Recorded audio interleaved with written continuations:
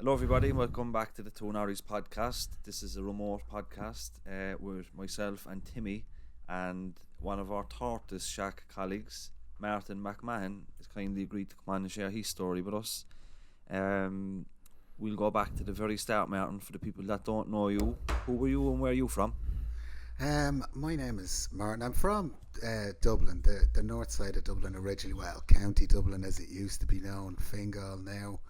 Grew up there, lived all around Dublin, been abroad for a while and came back. So that's exactly who I am. Where were you when you were abroad?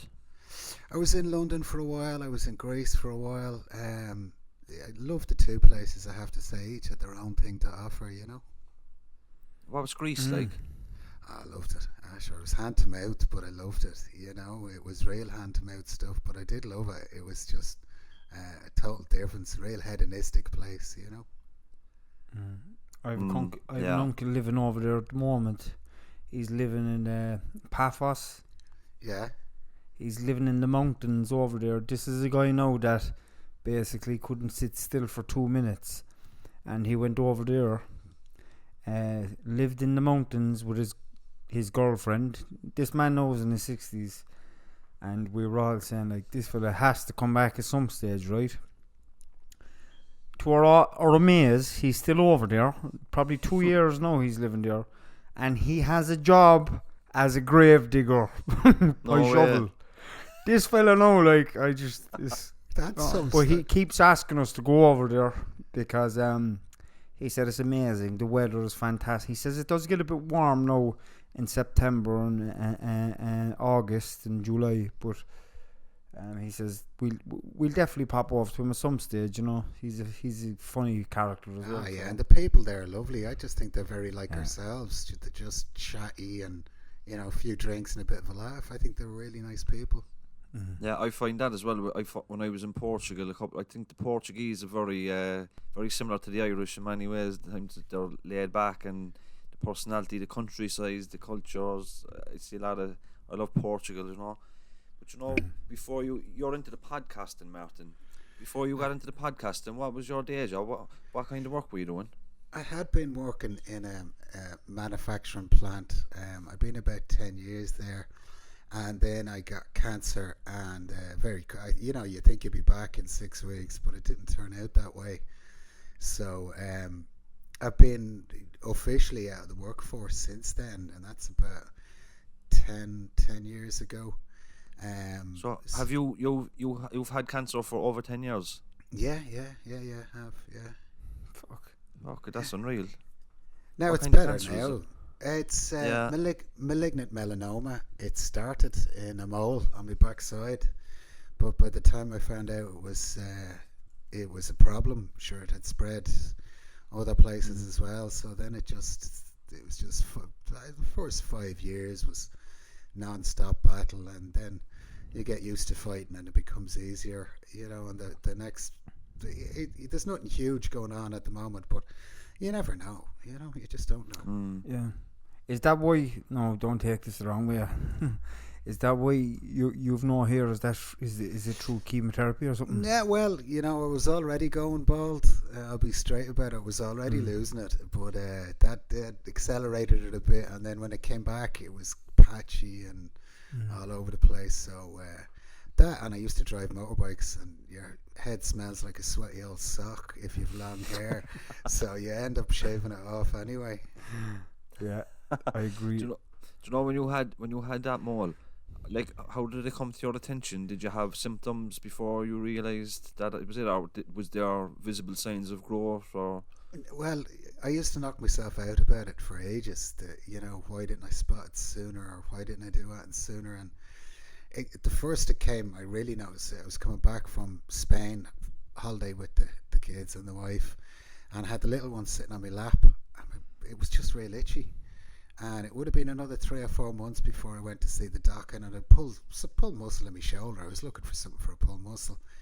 And while I was there, you know, he was a doc, my own, you know, in around my own age, a couple of kids, whatever. And I said to him, "Here, will you take a look at my arse while you're at it?" And he did, and he said, "Don't think it's any problem, but we'll get it whipped off because it's a certain size." And then it was just all downhill 3 weeks after that.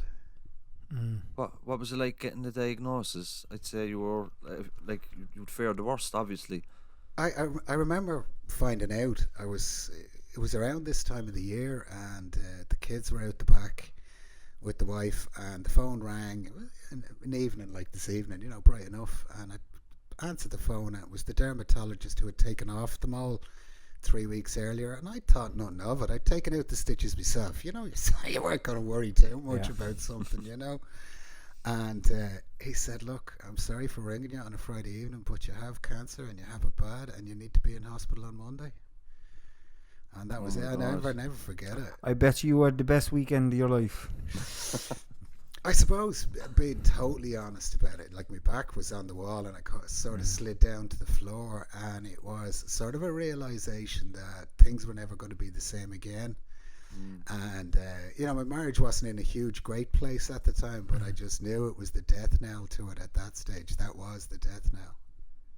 Or did you end up getting separated afterwards? Oh yeah, a year later we were separated. So but it wasn't something that was new. It was something that was exacerbated by the situation. So I knew that would, but I knew at the time that was kind of the big thing in my head at the time, was I knew it was over. I just knew it was. Yeah. Do you know, for somebody that's watching that may have been diagnosed with, like, what's the chances of survival? What's the treatment like? When you went into the hospital on the Monday after you've been told on the Friday, what did they say to you?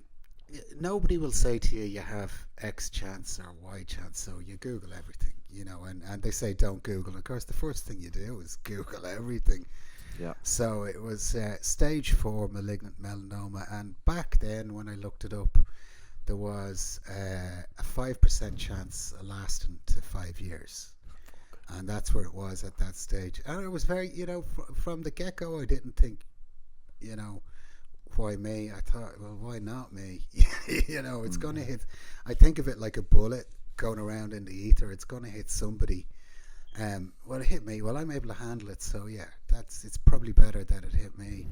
But hospital, the first set of operations weren't, they were big enough, but they weren't huge. But then, after that, it got big, and it got, just bad. There was some fucking awful moments in it. I remember being up in James's, and I was after having a blood clot on my lung after an operation to get the lymph glands out of my groin. And I was walking along a corridor, going out for a smoke is what I was doing. And on the way back, I looked down, and it was like I was after peeing myself. And I went, fuck's sake, what's this? And it turned out that the lymph fluid in my leg had come through the wound, and it was just like it was seeping all down my leg. But because I'd had a blood clot, they couldn't do anything whatsoever with me. They were terrified to touch me. So I ended up like with I had already had pressure bandages and everything, but then this mad big old sanitary towel, the ones with the hooks on the ends, and having that strapped on where the wound was to soak up all the fluids that were coming through. But the downside, or the other downside of that, was that the wound went necrotic. It rotted. So at night I could smell it, and it was making me sick. And I think that's probably one of the lowest moments that was in it. That sounds horrific. What's a lymph node? What's the purpose of that in the body? It's like the sewerage system for your blood. It gathers up all the dirt and crap that's in your blood, and it filters it then, I suppose, through to your kidneys. But it's like a filter, and you have them under your arms, in your groin, your neck, and wherever the cancer was closest to, like it was my backside, so the groin lymph glands were the closest ones. And it's actually they're actually quite serious, those. So I remember when we were kids, my brother Thomas, he had a leakage under his arm, and it was the lymphoid under his arm, and he was actually hospitalised, and it was quite serious as well. They're a big part of your blood system, they are. But once the cancer's in your blood, and stage 4 meant that it had gone, your skin is about 4 millimeters thick at the thickest point. So when it's stage 4, it's 4 millimeters. It's gone down through into your bloodstream.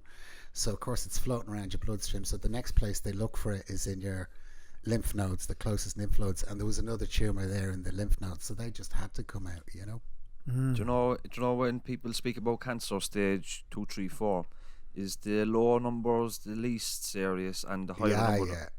Yeah, if you get malignant melanoma at stage 1 or stage 2, and it's a big thing for lads, you know, out working on sites or cycling or doing sports or whatever like that, you know.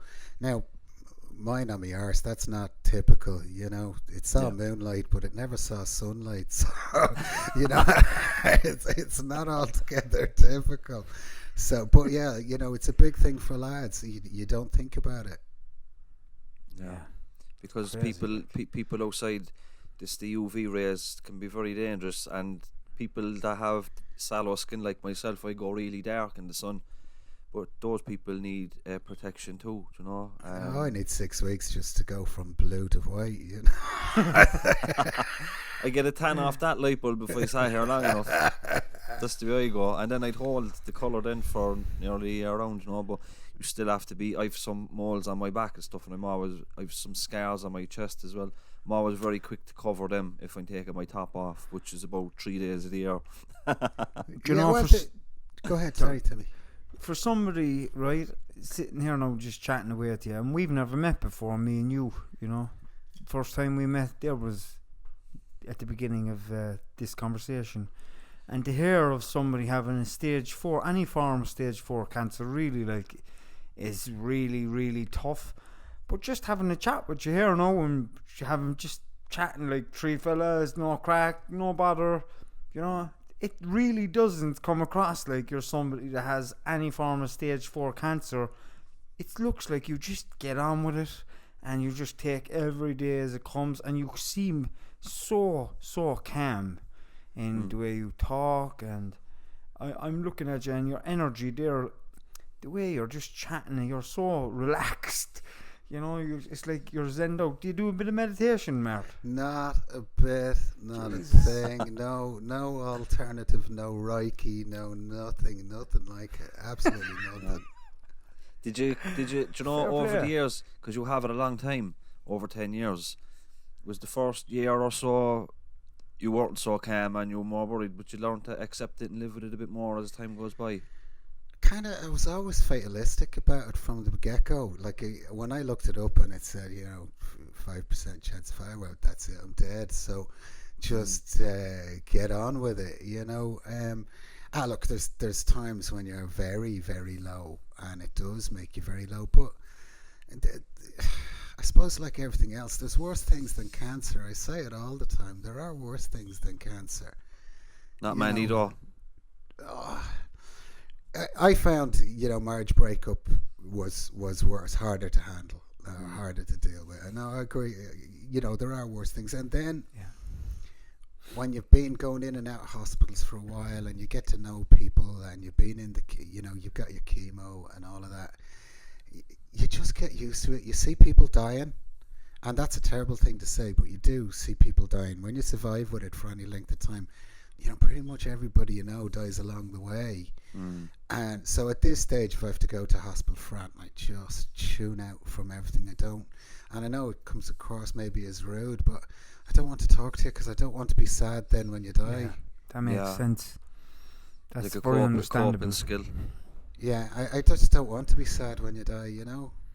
Do you know when people say that they're getting chemotherapy, what exactly is chemotherapy? How is it administered, and what's that process like? It's a big landscape. There's all different kinds of chemotherapies. The first one I was on was a thing called interferon. And I had a friend. He was treated with that for hepatitis C. Yeah, they do. They use it for hepatitis C, but they use it for melanoma. Now, back then, the success rate or the change rate or whatever it could do for you was really, really small.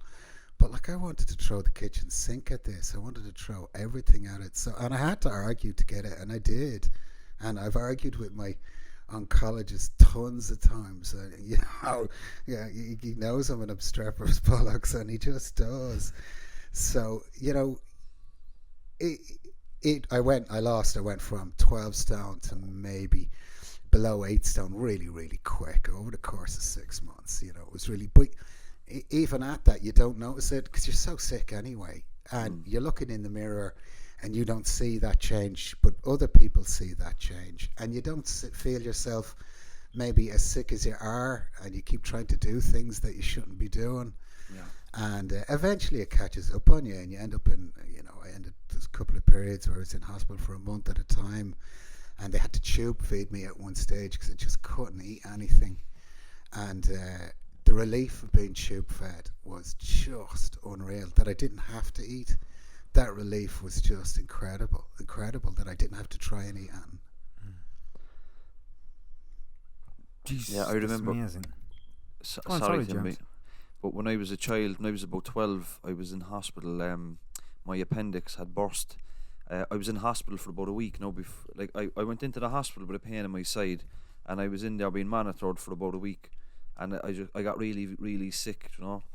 And eventually they put a camera into me, and all my appendix had burst, and the internal organs were infected. But I was in there for about 4 weeks on drips, but eventually the veins started closing up, you know, so they had one of those lines into the jugular vein, you know, a big white tube. That's right, you know, yeah. One of those. That's the one, yeah. It's not That's nice the getting one. that in and out. No, like I lost track of the number of operations. There's been a lot, you know, and some are bigger than others, and some are just mainly minor. I kind of stopped counting at around 25, and if I had to go back and. But, you know, some of them might be only getting that tube into your neck. You have to be under a general anaesthetic, and this, you know, I wouldn't call that a big one. You know, that to me wouldn't be a big operation, but they're all operations, and I've learned over the years to fight the anaesthetic. You know, they say count to 10, do your best to get to 10, because man, the rush is unreal. You know, I know. It just is. I remember I got I'd shoulder surgery there about 2 years ago, and I was, I'm in recovery from an opiate addiction. I was like, I don't want no opiates, whatever. And when I was waiting to go into theatres, just the moments before I was being administered the anaesthetic, I got an awful panic attack over me. Like, they give me a shot of this stuff. It was a benzodiazepine. It was like a liquid Valium. A shot of that, and I could immediately recognise that feeling. I know what this feels like, and I like it. This is nice. It's like, that was your free ride, James. I think so. For that, that was your one free ride. That was your, you know, and one that's not counted. I didn't even get 10 seconds out of it to give me this shot. Count to 10. I'd say for 5 seconds I was fucking enjoying myself, you know. But I do now. Like, you have to find something to break it up if you're going in for anything, you know. You do have to find, so you take a little bit of joy anywhere you can get it. If you just want to tell us about how you got into the podcast and so, Tony. Or Martin. Yeah, Tony Groves on the head. Gillian will be throwing you out of the gaff there now soon, I'd say, James. You're probably saying his name in your sleep and everything, I'd say. Well, I got into it because I was doing blogs, and some fella said to me, look, get in touch with this other guy. He's on Twitter doing all the same stuff you're doing. So got in touch with him, and we're two very, very different people. I mean, people think we're best of buddies. We're not best of buddies. We move in different circles. We have different opinions. We fight like unreal fight. We roar at each other. But it's all about, we can do this, so we do it, and regardless of differences, we do it. So he just said, let's do a podcast. I didn't know what a podcast was, but I said, we'll do it anyway. And I arrived out at his house the next Thursday, and we just started with our first one, and very quickly realised that just me talking to him, there's not much mileage in that. You need somebody else in there talking with you. So that's when we started with the guests. Yeah, we had a similar experience, myself and Timmy. You know, we had the idea for the podcast. The first 4 podcasts was myself and Timmy, and then we were like, we need guests. You know what I mean? We need people to come in. So, like, you definitely need a guest. Do people? Is it easy for you to find guests to come on? I know, like, you're one of the biggest podcasts, one of the most popular podcasts in Ireland, but you start small and build yourself up. Yeah, Tony's great at meet and greet and schmoozing and all of that. Whereas I'm not, I don't have. It's a skill set, you know. It is a skill set, and he's really good at it.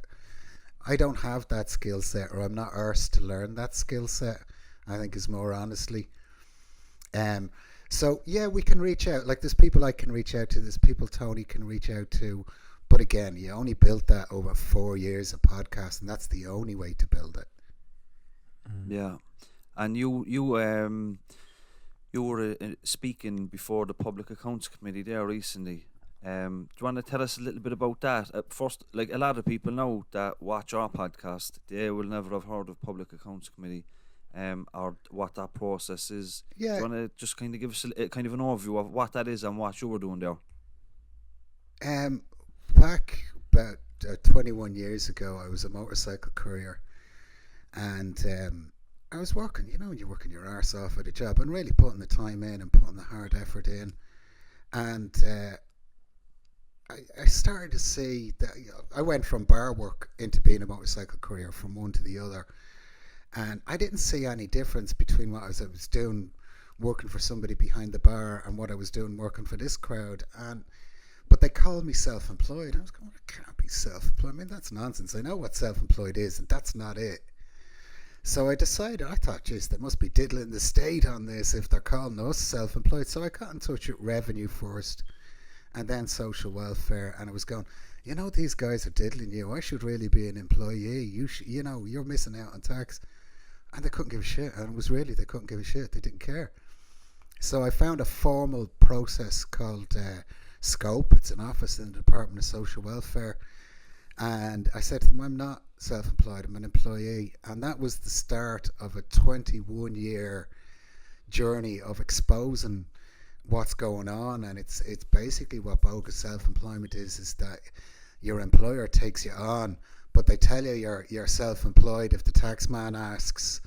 You know, it used to be called on the lump or whatever, but you know the rules have tightened over the years. But it's a different piece now. It's been done on an industrial scale, and it's costing you what I keep telling people. It's costing you your pension.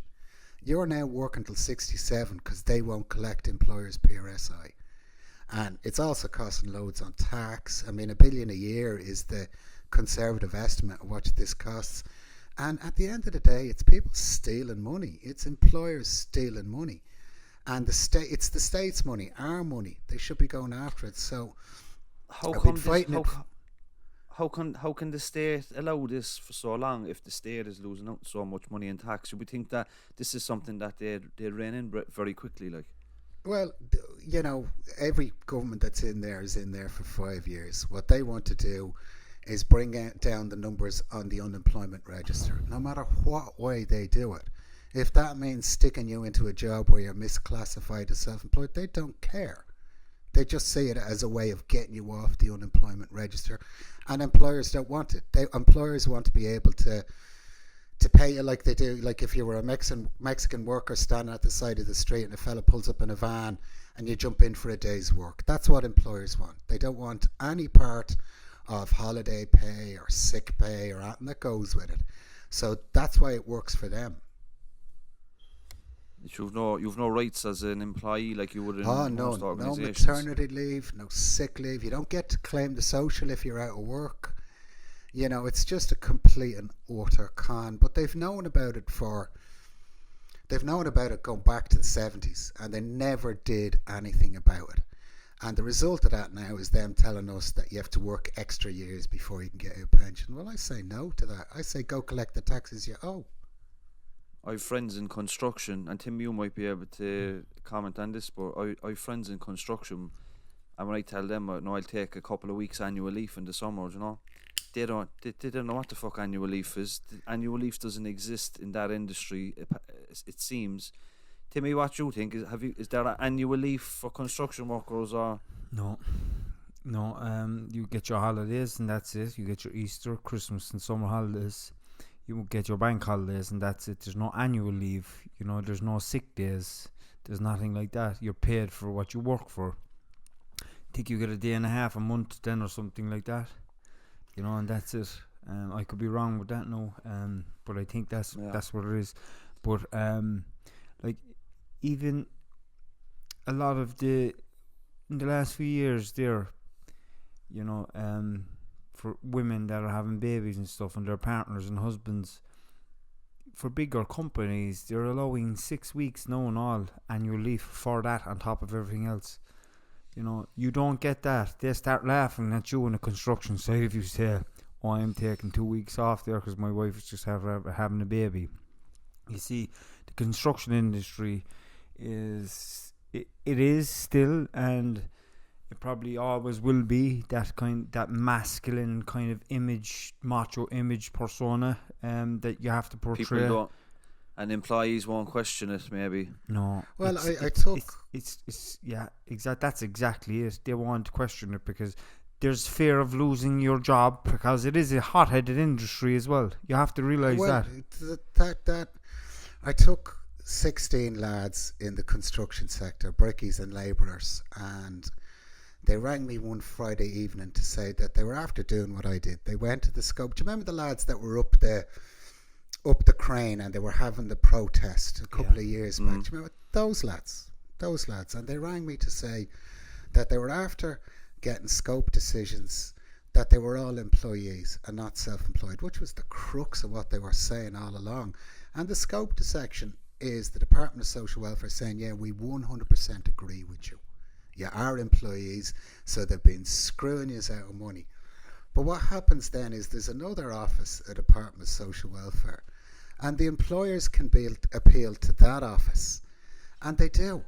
And all these decisions were overturned. Now, there was no new evidence, there was nothing to allow that, but they did anyway, because they have these deals in place. The Revenue and Social Welfare have deals in place with employers to say, we know they're employees, but we'll let you away with calling them self-employed. And it's going on wholesale, and that's why I was in the Public Accounts Committee. I was telling them all about it, and it was sorry, that's my dog barking here. Yep, you're fine. And it was a good day because I knew what I was talking about, and I enjoy doing it now. I enjoy going in and saying this is wrong and this is how you should fix it. It just shows That's you as well. quite interesting. No, it's Sorry, very James. interesting. Yeah. No, you're fine. I'd never heard of it until I've met Martin, you know, and I've listened to Martin's podcast and his appearance on the Public Accounts Committee, and it is very interesting. I still can't understand how the state, like, it's not the state stealing from people or not giving people their entitlements. It's employers ripping off employees and the state, and it's some way facilitated by the state. I find it hard to understand how the state can facilitate it. You know, like, do you think that there's change is imminent, or do you think they're going to focus on addressing it, or what, Martin? Well, I'm not giving them any choice, James. That's it. I am a whistleblower. That's that's what I do. I blow the whistle on this. I know more about it than pretty much anybody, and that's because I've fought all these cases over the years. I've gone in and done it for other people, and I just see a system that's completely broke. It's broke on purpose. It's costing a lot of money.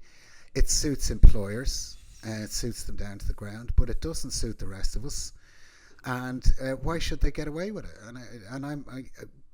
I was in an appeal one day, and I was the only person in that room who was actually telling the truth. And it was full of barristers and solicitors and civil servants. But the whole thing was rigged and fixed before I ever went in there. And I only found that out 2 years later from the Public Accounts Committee, that the whole thing had been rigged. And I'm like, you are just bastards, and I'm not letting you away with it. I'm not. Why would I? Well, you know what? There's a fair amount of credit due to you. You know, for any whistleblower, you're going up against a whole system. You know, I think it's important for lads, James, and you said it, you'd never heard of it, but a lot of lads have never heard the phrase bogus self-employment or whatever, but they've lived it, and they're living it day in, day out. And you know yourself, if you're working for yourself on that kind of bogus self-employment thing, your money's never your own. It's never your own. It's going out somewhere else for something else. You never get a break. I mean, I used to hate bank holidays. I used to hate Christmas Day because I couldn't work. So it meant that week that I had one day less that I could work. And I remember giving evidence at one stage against the courier company and saying, look, the manager was saying he's self-employed. He can work for other people if he wants to. I went, but I don't. And when I worked out the days, I went back over 3 years, I'd taken 12 days off in 3 years, which was a hell of a lot less than the manager had taken off over the 3 years. And I said, so how am I self-employed? It's nonsense, complete and utter nonsense. And is a lot of the couriers today still involved in those type of contracts? That's what came out at the PAC. Is I told this story about what was going on, and then the revenue commissioners put in a reply saying that since 1995 they have regarded all couriers as self-employed and classed them as self-employed, and so does the Department of Social Welfare, and that's regardless of tons of test cases and tons of stuff going through the courts. They just simply ignored it all, and since 1995 they made a decision all couriers are self-employed, but they're not. And it's you can't make a class decision like that. You can, because no such thing exists in Irish law. You can't say all these people are self-employed. No more than you can say all journalists are self-employed or all doctors are self-employed. You can't do it. It's nonsense. Just because and they call them Schedule D workers. I mean, you're bottom of the ladder. And just because you're bottom of the ladder doesn't mean you can be denied rights. Doesn't mean they have the right to say, no, you can't have holiday pay, you can't have sick pay, because we want to keep the unemployment figures down. Oh, fuck you. Yeah. Fair play, Tony. Yeah. Seems like it's like a Robin Hood story. You're really fighting for people that really haven't got the voice for themselves, really. Yeah, and what have I got to lose? I've nothing to lose. I mean, Exactly. I say it about this country. It's not a great country. It's, middling. There's a lot of things wrong with it. But they can't take you out and shoot you for saying what you say. They can't arrest you. They can't bang you up for saying it. So that's a huge power that we're given. And people don't use it. People are afraid. I mean, the amount of people have come up across that are afraid to speak out. And I'm going, afraid of what? Afraid of some gobshite up in the door. What are you afraid of? What are you afraid of? You think you're afraid. Do you know when you're starting out with your crusade, if I can call it that, how do you get credibility? Are you being dismissed at the start? What's the process of getting a seat at the Public Accounts Committee? Being a sneaky bastard, James, and I'm really, really honest about it. You have to work the room. You have to work people. You have to collaborate with people. You have to do so. And I work with a group of whistleblowers, and these are top-notch people. They've all been through state processes. They've all done the whistleblower submission thing, and these are really good people, and they all say the same thing. It doesn't work. None of it works. You never get a resolution to anything. It never happens. So I kind of make up my own rules as I go along. And there's no rules there to help me, so I'll make up my own rules. And I do make up my own rules. And a lot of it is about networking, but it's also about educating people. It's taken me 20 years to get people up to a level of understanding of what's going on. When I say bogus self-employment on Twitter, people now know what it means. Whereas 10 years ago, nobody knew what it meant. Yeah, no, it's brilliant. And the Tortoise Shack, it does raise awareness and a multitude of social issues and political issues. If we can talk about the Tortoise Shack, and your podcast is the Echo Chamber podcast. Yeah, that's it. Who's your favourite guest? What was your favourite podcast? If you could pick one or two. God, there's been a couple. There's a woman, Sinead Mercier, and we invited Sinead in, and Sinead does all the green, the environmental stuff. I mean, she's just brilliant. She is brilliant, but she's very quiet in herself. She's not loud, she's not brash, and she came in and she started to speak, and she's quiet, and I just looked at Tony and went, this is just gold. She was brilliant, and I mean brilliant. And then there was another man, Simon McGarr, and he does all data protection, GDPR stuff. And about 2 seconds after Simon started speaking, we just knew, put down the microphones and let the man run. Doesn't matter. It's an hour and a half, 2 hours, just let him run. You're never ever going to get at him like this again. And it's ordinary people. It's the real, you speak to people, or I like to consider myself an ordinary person. You speak to ordinary people with extraordinary stories. extraordinary stories. And I'm always amazed by people.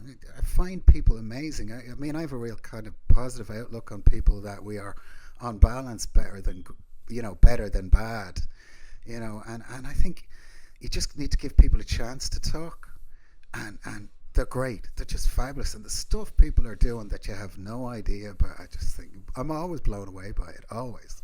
Yeah, we always said as well, especially during COVID, because we only started our podcast in June last year, which is nearly a year ago. Now it's the height of COVID, but it was just a real honour and a privilege to be able to meet interesting people every week, just people that have interesting stories, and just to be able to give them a platform. So it's a real honour to host the podcast, and it's a real honour that people would enjoy it so much that they'd send you so many comments and get so many downloads and views.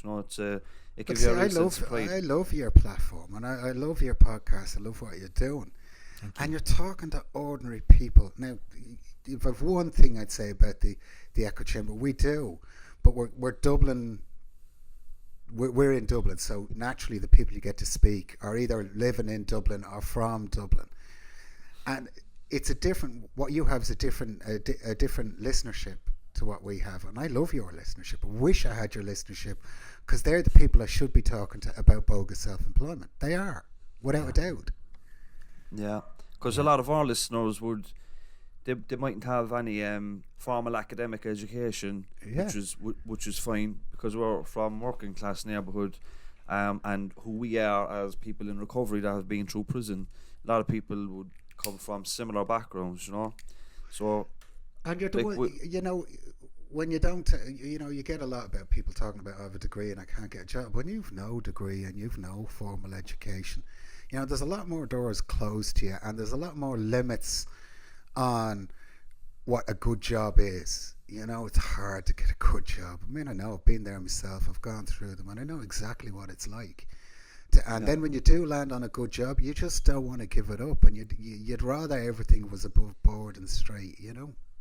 I know, and our podcast now has been shown inside in Irish prisons, which is great. I think that's great, and I do really think that's great. I remember, like one of the people I like listening to, or used to like listening to, was John Lonergan. And he was the governor of Mountjoy, and I listened to him a few times, and he was an interesting man, because I know that the persona that you listen to on the radio is probably completely different to the persona he has to be within the prison service. Yeah. But I thought he had a great understanding of who was in prison and why they were in prison. And it comes back to everything. It's like houses and everything else. There's people who are just locked out. It's not that they're locked in prison. They're locked out of life first, and then they end up in prison. And that's... I thought he was a really interesting guy, and I think the whole prison experience in Ireland, and I know Senator Lynn Renan is trying to do work on this as well, is that when you come out of prison, you're at a huge disadvantage, job wise, house wise, everything. And I've known lads who've gone in and done a bit of time, and they come out and it's just a different life. Then it changes everything. Yeah, and we've had Lynn Ruane and John Lonergan on the podcast a few months back. Two great people, two great advocates that advocate in the areas that we touch on as well. There was another thing there I wanted to say. When you're doing the Sunday shows, are they your favourite gig? It seems like for people that don't know, the Tortoise Shack do a live show on a Sunday, and it seems to be good crack. I was on one or two of them. To be honest with you, I feel kind of intimidated on those, because they are very political, and I wouldn't be I'd have some awareness around politics, but I feel way out of my depth when you start talking about politics. I suppose politics like anything else. The longer you spend, it is a sport, really. It's tribal. It has all the elements of sport. It has tribes. People support different teams. It has all of that in it, and if you immerse in it just a little bit, it's addictive. It's addictive, without a doubt. It's addictive, but you got to get that little immerse first. And people are turned off because they're meant to be turned off. You're meant to be bored. They don't want you known. They don't want you involved. They don't want to hear your voice. Stay away. Keep away. So I love when people get involved. if you're not interested in politics, politics is interested in you, even if it's just to keep you not interested in politics. The Sunday show, Tony will tell you I'm not great for early rises, and to be up and ready for a podcast at noon on a Sunday. I can think of better things to be doing at noon on a Sunday. I know. And Tony's after the 20-kilometre run with his top off then by the time the podcast starts.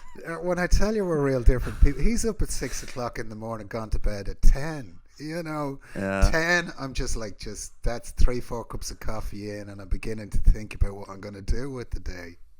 Yeah. But the thing about politics is I have an interest in politics in certain strands of it, let's say, or certain topics, but I just can find the whole thing very depressing. I was on a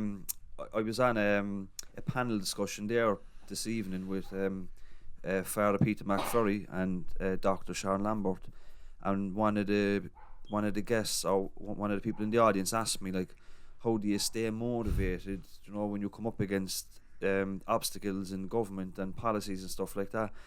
And it was a good question, because when you're aware of inequalities in society and you see that there's no will from the government, it can be very disheartening. So I try to focus my energy then on having that awareness, but try and focus on the micro level, and try and helping individuals and kind of doing my piece and the bit of advocacy with the podcast and helping people in my employment and stuff like that.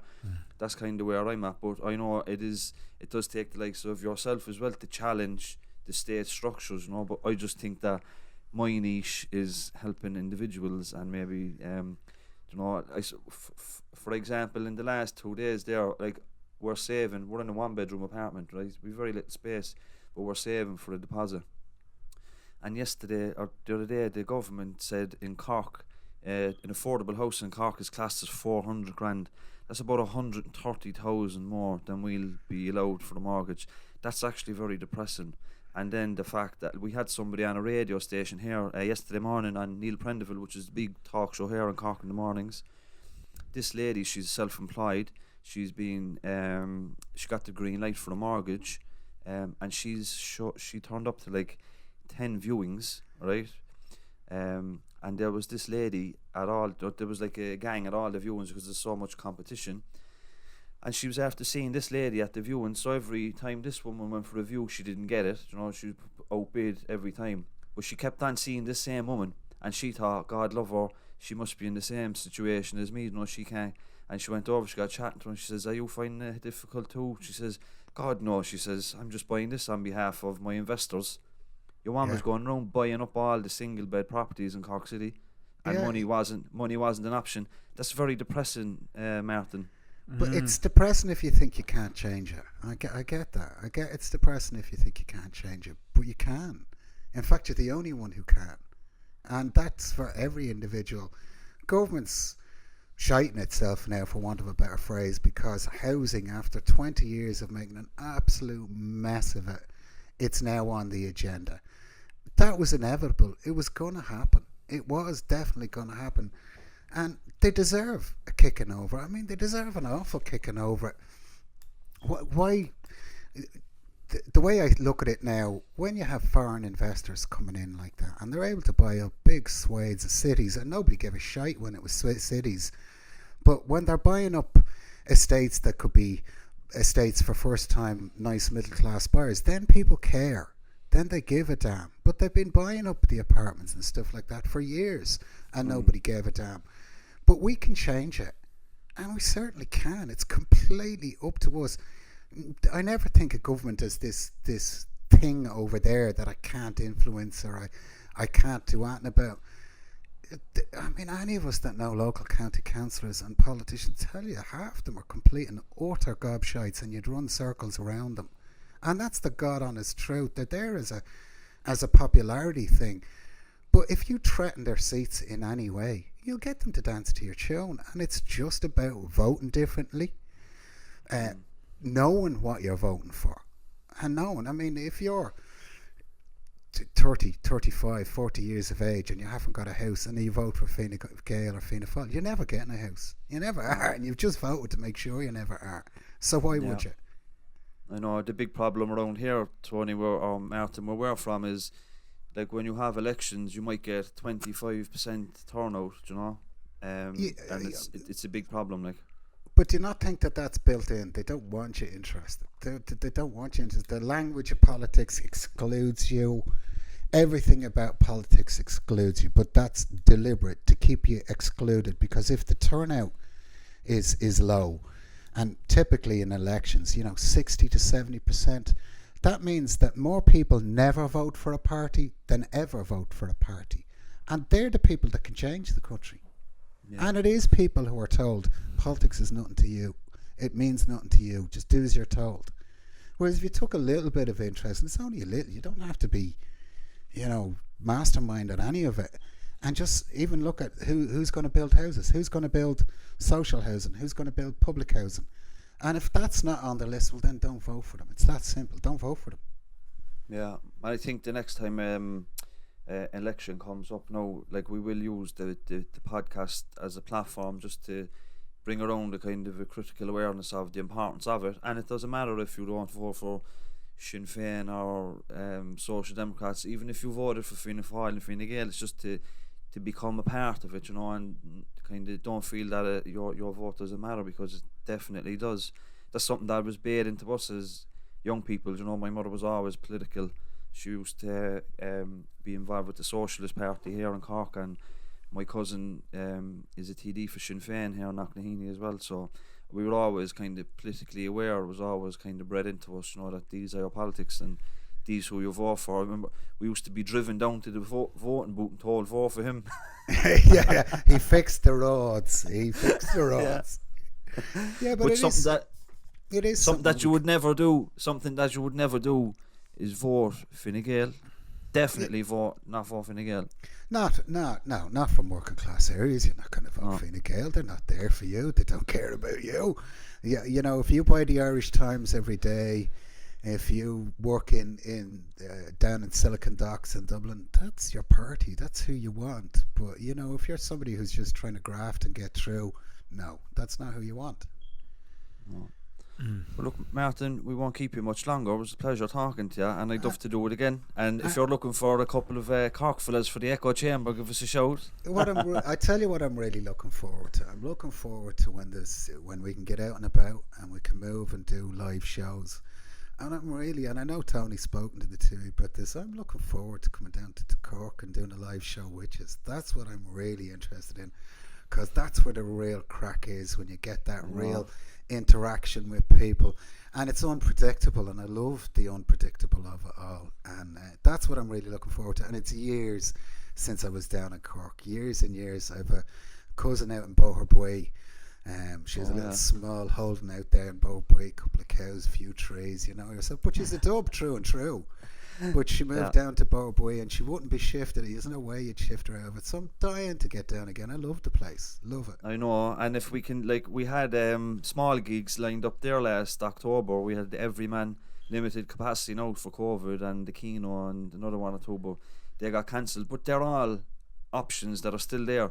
And since that time, we've grown, we've doubled our following in the last 2 or 3 months alone, And I think that we could get a good crowd, and I think it would be great crack, to do a live gig and have that energy. Look, what I'm looking for is a live gig in Derry, where we have yourselves, with myself and Tony, maybe Vicky, Caroline on stage, and some guests from up north as well, and we just do a rip-roaring show up there, and all different aspects of things.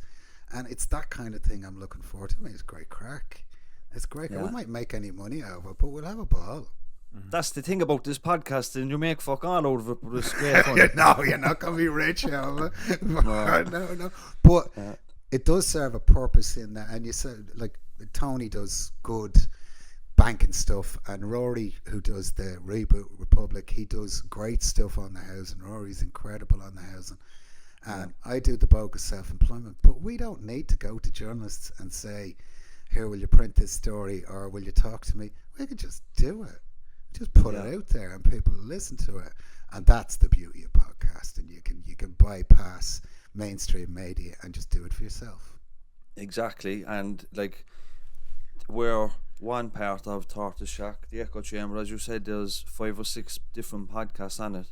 I know Tony does a lot of the donkey work in the background, you know. And never lets us forget it. But, I think if people wanted to support you guys, they can do that through the Tortoise Shack Patreon. It's for a very small amount, and you get an unbelievable amount of content, and a lot of the content there will be exclusive as well for the patrons. Yeah, the way it works is, look, we give out a lot of stuff for free. If you think, and it does, what we do has a value. I mean, we put time, effort into, you know yourself, lads, you know exactly what it's like. So if you enjoy listening to them, you know, it has a value. So throw the price of a cup of coffee in, and it's patreon.com/Tortoise Shack. And that covers all the pods. You know, nobody's making money out of this. All we're trying to do is keep the podcast platform going. That's all we're trying to do. And we're having an impact. And we are definitely having an impact. We're having an impact socially, housing, politics, banking. And it's just people. We're just ordinary people, same as yourselves, who said, right, we can do something. Yeah. And look, continued success and more power to we. And it's great for us to be associated with you. I was honoured when Tony asked, because I was a fan from afar. And when Tony, started slid into my DMs on Twitter, it's very flattering, you know, to get the acknowledgement of somebody that I respected. Like, so it's great for us to be associated with you, and here's to a long continued success. Yeah, thank you. No problem. Look, we leave it there, Martin. Thanks very much. Lovely, and it's nice chatting to you. Nice to meet you, Timmy. So I'm looking forward to getting down there. Pleasure to meet you too. You know, I wouldn't be very vocal now when it comes to politics. Yourself and James there would chat away, like, but you know, I just enjoy listening anyway, and you know, do you have a few learning scoops, something Timmy? new. Me? Yeah. I'm off for 10 years. Oh, you're off. Well, I'll tell you what, we'll go down, we'll have I'll have a good cup of coffee with jam, we'll have a good crack, trust me, we'll have a good crack anyway. We'll have a bit of crack down there. And a T-bone steak. Now, as long as I do take the piss out of Cork every now and again, but it's good-natured ribbon, I have to say. It is good. We're well used to it. So as long as you don't kill me when I'm down at Bohorb Way, down that way when I get down there. Come here, Bohorb Way is a good spin. It's done. Bohorb Way is it? Where is it? Down towards what part of Cork is it? It's in. I tell you what, it's in the middle of nowhere. And I stood out one evening, out in the farmyard, and I looked around, and there wasn't a light, not a light anywhere. Anywhere I looked, I couldn't see light. And that's not, you know, where I live now. You look around and there's lights everywhere. Yeah. That's down towards Kerry. It's just on the border of Kerry, down towards that's right. That's Ballydesmond. Right. Yeah, it's not too far. Yeah, you can go out to Killarney. Yeah. Not a bother. Look, when you're in Cork anyway, we'll get a steak, and look, we're going to sell out the Everyman anyway before you know it. Yeah, everything will sell it out. See you, lads, and thanks very much. Have a good one. God bless, pal.